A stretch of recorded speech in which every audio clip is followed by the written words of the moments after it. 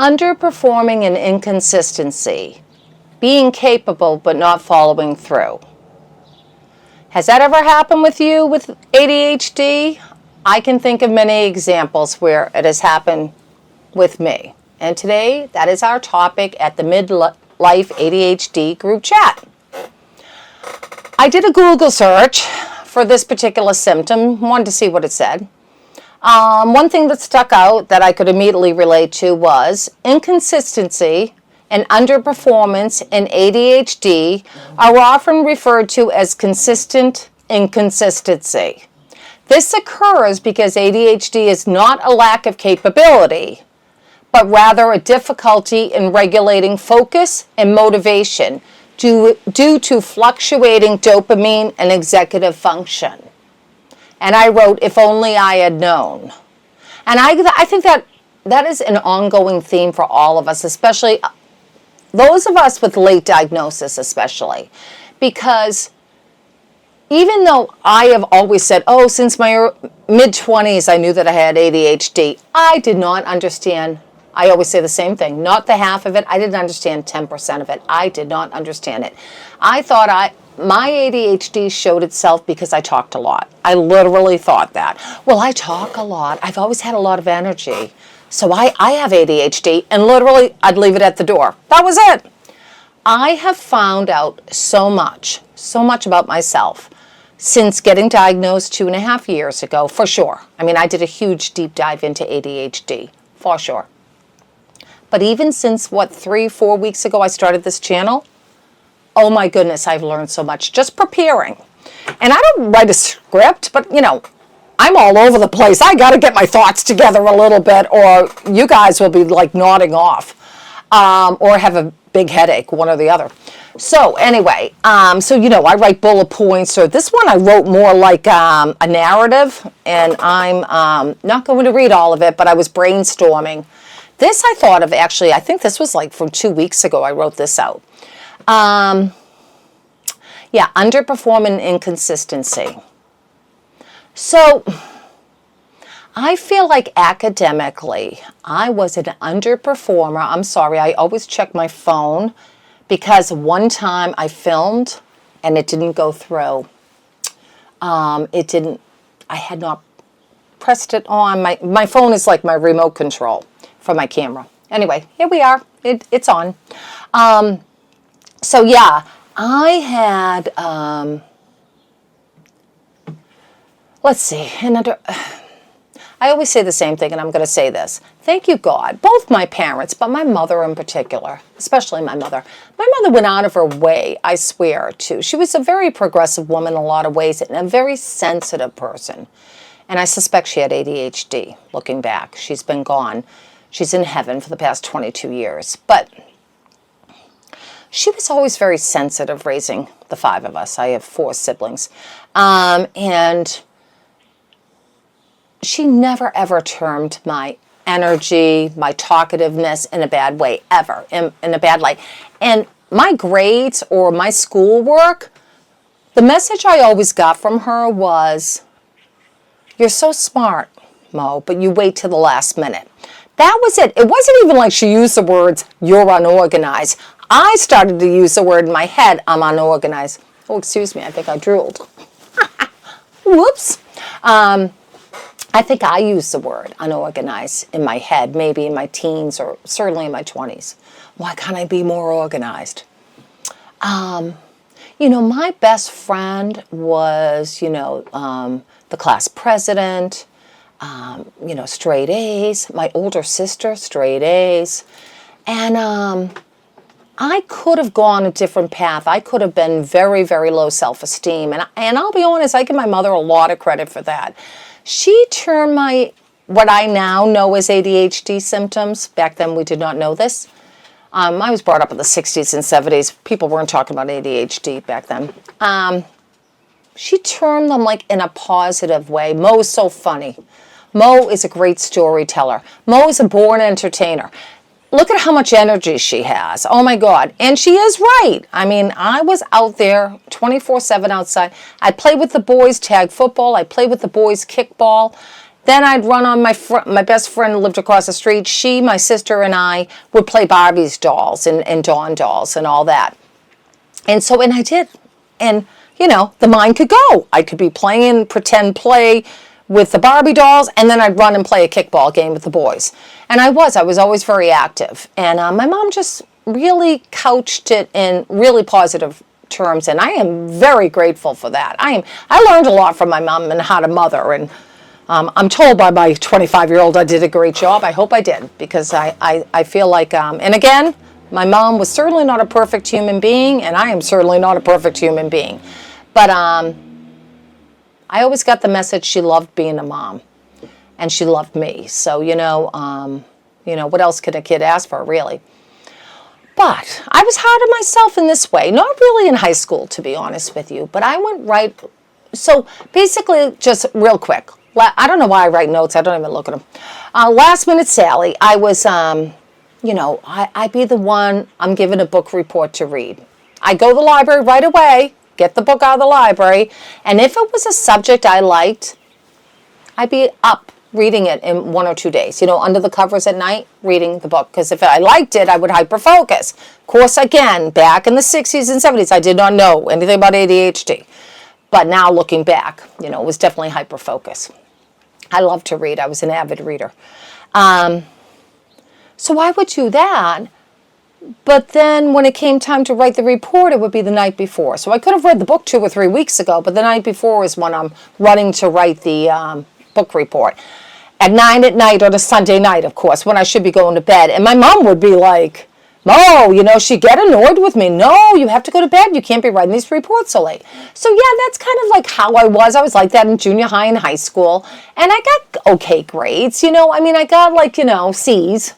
Maybe B pluses in something I really loved, English or history or something. And then in math and sciences, I'd be getting more C minuses. A few D's here and there, I'm sure. In fact, I know. It's not I'm sure. I know that I did. But, I got through. I don't remember feeling too bad about it. I don't know. Maybe I did. Who the hell knows? Don't they say you block things out and you look at it, your past with rose-colored glasses? Maybe I was a lot more stressed out than I'm remembering, but I'm not remembering that I was super stressed about my grades. And again, I got a lot of positive feedback about my personality. So just saying that, I think that helped a lot, with the self-esteem. I remember this like it was yesterday. This I do remember. And it's so funny. I didn't write notes about this. It's just coming to me as I'm talking to you guys. It's so funny how I learned so much about myself as I'm doing this. So I went to a community college. And I graduated young, like I was 17 when I graduated. So I'm at the community college. I'm only 17. And, I look back now like 17, such a baby. But anyway, I just fooled around. I just didn't go to classes. I would go down the Cafeteria. And back then I smoked. I started smoking actually then, right out of high school. I started smoking when I was doing community college. So I started smoking and drinking coffee. And I'd go down the cafeteria at the school, skip a class. And that was unlike me. I was not a skipper. I was kind of I don't want to say goody two-shoes in high school, but, I didn't do that. I was a rule follower. I wasn't skipping classes and stuff. Anyway, I didn't want to continue. I was early childhood education, and at the end I didn't even finish the first semester. Or put it this way, I think I finished it, but I didn't have grades enough to get, I'm pretty sure I'm right about this, I didn't get grades enough to carry over. You know what I mean? I don't know to transfer on. I think I'm right about that. Me telling my parents that I wanted to quit was like, I remember this like it was yesterday. It was so stressful for me, and I did. That was hard on the self-esteem. I felt like a loser. I remember being and I was 17, so it was, in fact, I was turning 18 in December. So, when I was telling them, it was probably just before my birthday. I remember being so nervous, and they both were disappointed, they couldn't hide it. I could see it in them. And, I don't remember either of them. They never compared me to my sister. They were very good like that. And, but I know that I let them down, or at least that's how I felt. I don't remember them ever saying, like, you let me down, but it was more like, well, then you have to think about working then. If you're not going to be in school, you have to work. And they were right, and of course I did. And so I went right, I mean, I will say this, both my parents taught me a very strong work ethic. I've always had a super strong work ethic. I feel like I always say I've been working since I was 10. I had a paper route at 10, then I went right to babysitting. So anyway, I got into waitressing, and I waitressed for years. I went back to school at 23. So definitely school was speaking to me, like, you know. This time I went for almost 2 semesters, or 2, I think I did, at the same community college. I was going for x-ray tech. The interesting part is I loved the school part of it. I did not like the hospital becoming an x-ray tech. And, oh God, I'm just thinking of this story. Oh Lord, oh my God, I might as well tell you. Oh Jesus, oh God, cripes. Forgot about this story. The day that I quit. So I was thinking of quitting. This episode I'm going to tell you about did not make me quit.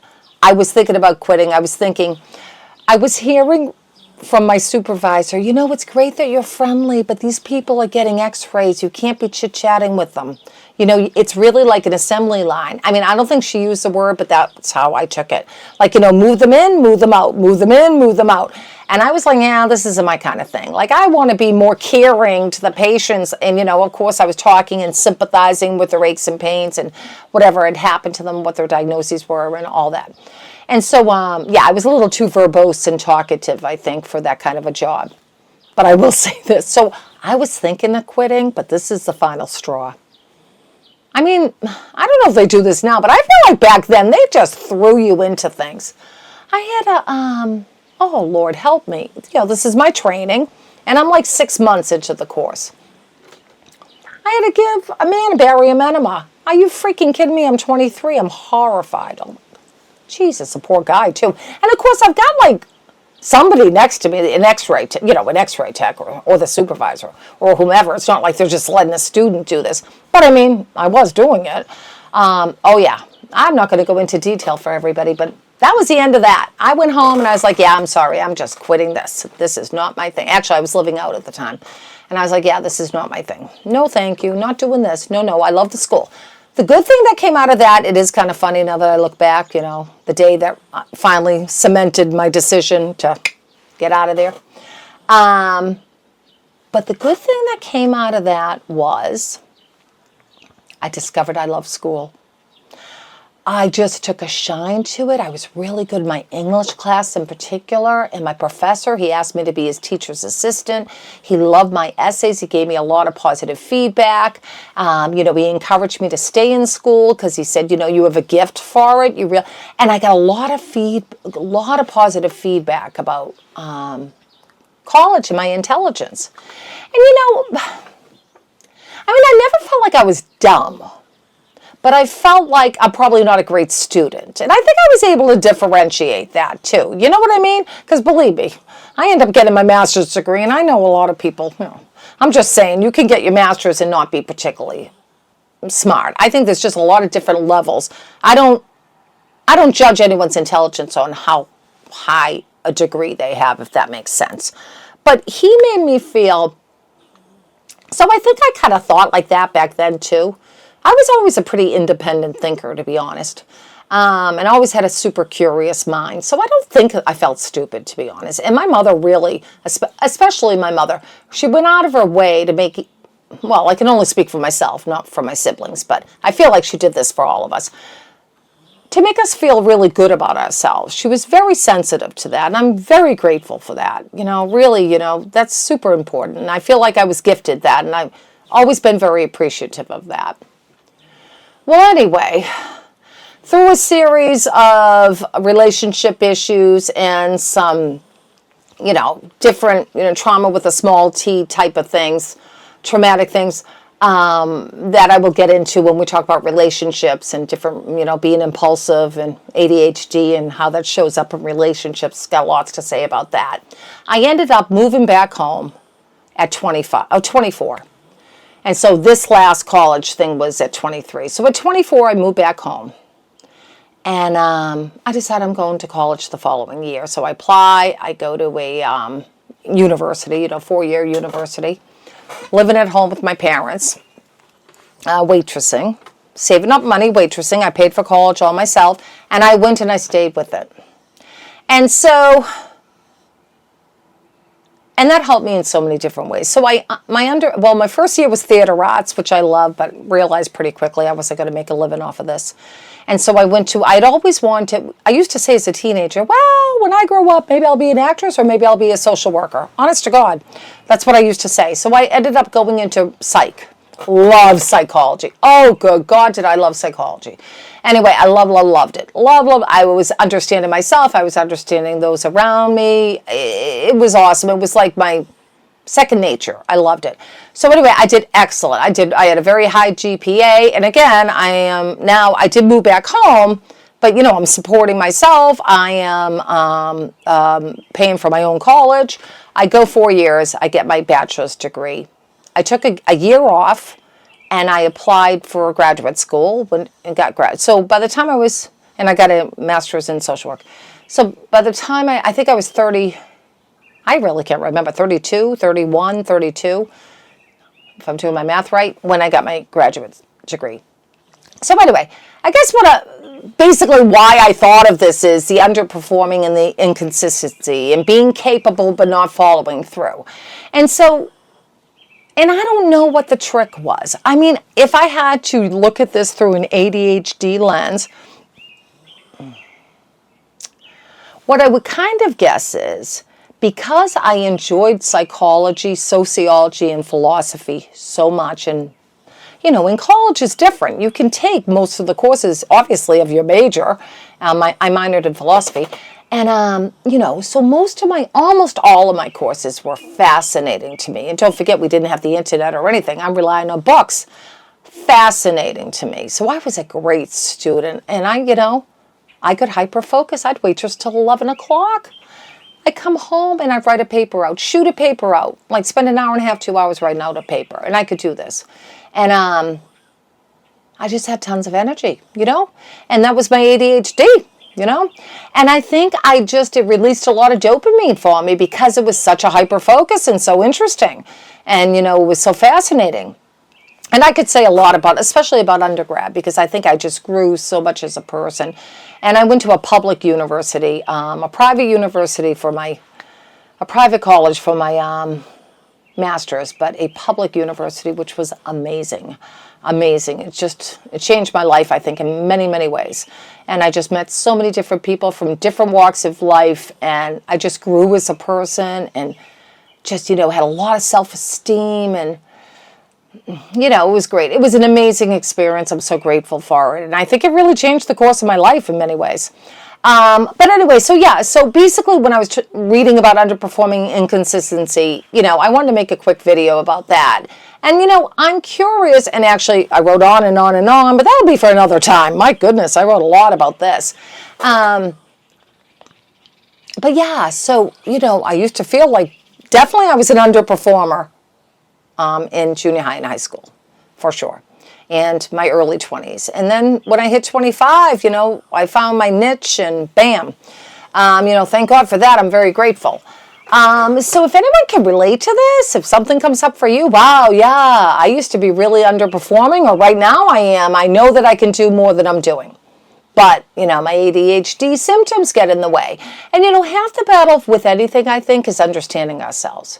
Like, maybe if I had understood I had ADHD and I was seeing a therapist or on meds or whatever, or just understanding it and researching it at 20, at 17, then I would have followed the linear path like my best friend did, like my sister did, and stayed in college, just went at 17, graduated at 21, like they both did. Because I would have regrets of that, of course. You always look back. I remember my mom had a lot of sage advice. One time I was saying, or it was like, right before I was going to be graduating with my master's, and whatever, let's just say I was 32. I was somewhere, 31, 32, 33. Oh, Mom, I'm going to school with kids like, they're like 25 and they're getting their master's, or 23 or whatever. And look at me, I'm 32. I just feel old. If only I knew that was 40 years ago. I felt old. Yeah, sure. Oh, Mom. And, and I'm probably going to paraphrase it and mess it up, but my mom's gist was, Mo, you could be 32 with a master's, or you could be 32 without a master's. And, you should be so proud of yourself. And it doesn't matter how old you are when you got it. The fact is you got it. Good for you. And she was just very much like that. And that really helped me really, look at it in the way I should have looked at it. Not like in comparing myself to somebody younger or my younger self. I am what I am when I am. So, that's, good sage advice for us for self-acceptance. All right, so if this resonates with anyone, please drop a comment and please share. If any of my videos resonate with you and you know of maybe another woman in midlife, 40s, 50s, 60s, 70s, and beyond, that is has ADHD, perimenopause, menopause, postmenopause, please share my channel. I would love to build a community of like-minded women. Strong, wonderful women like us. All right, everybody. Until next time.